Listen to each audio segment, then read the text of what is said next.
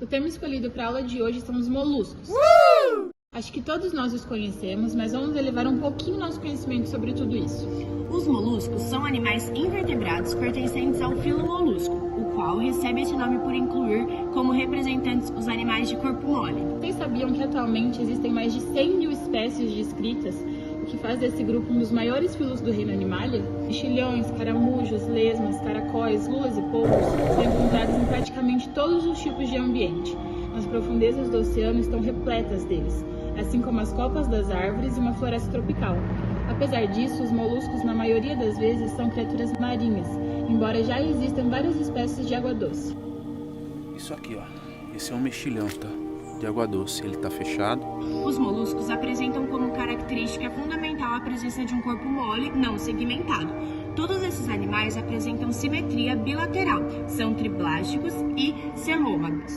Quando são triblásticos, quer dizer que apresentam 3 folhetos embrionários, que são camadas de células presentes no embrião de animais pluricelulares, que originam os tecidos e órgãos do indivíduo adulto.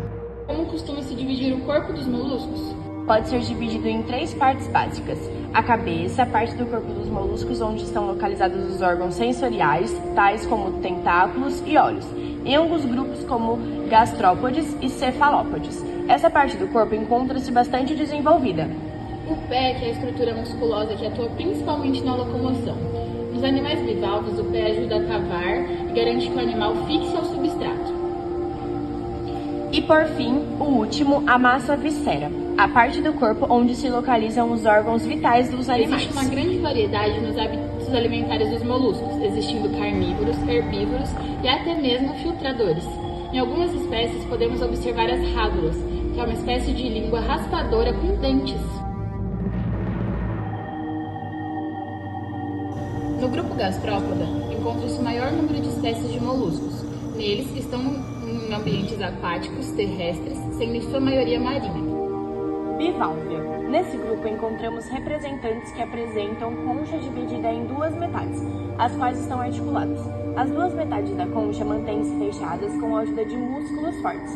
Os bivalves são exclusivamente aquáticos e apresentam brancas usadas na alimentação e nas trocas gasosas. Bivalves não possuem cabeça e nem rádula. Como representantes podemos citar as ostras, os mariscos e os mexilhões. No grupo da cefalópoda, temos animais aquáticos que se destacam pela presença de tentáculos que partem da cabeça. Alguns representantes apresentam conchas reduzidas e internas, como as lulas, e outros não apresentam conchas, como os polvos. Os cefalópodes apresentam ainda a capacidade de liberar uma tinta escura na água, como disse, quando se sentem ameaçados. A tinta produzida por eles assusta o predador e deixa o ambiente turvo, o que dificulta a visão. Destaca-se também por apresentar o cérebro desenvolvido. Em relação às funções corporais, na cabeça são encontrados os órgãos dos sentidos. No pé é responsável pelos movimentos. Em alguns animais, como o polvo, pode ser substituído pelos tentáculos.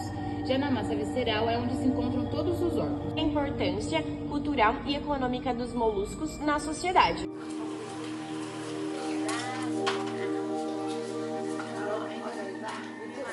De acordo com pesquisas, temos como carro-chefe no Brasil os mexilhões, com cerca de 16 mil toneladas anuais produzidas, seguidos pelas ostras e vieiras, com uma produção bem menos expressiva.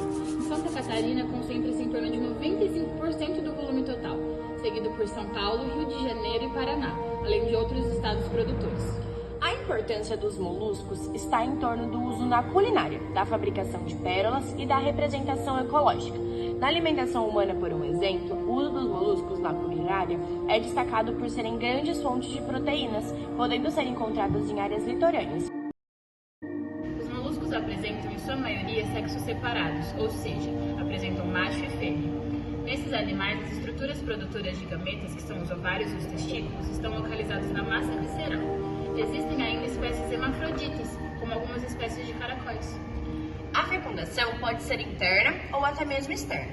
Em algumas espécies, o desenvolvimento é direto, enquanto em outras, ele é indireto, ou seja, com a presença de um estágio larval. Em algumas espécies, observa-se o surgimento de uma larva ciliada, denominada trocoforo.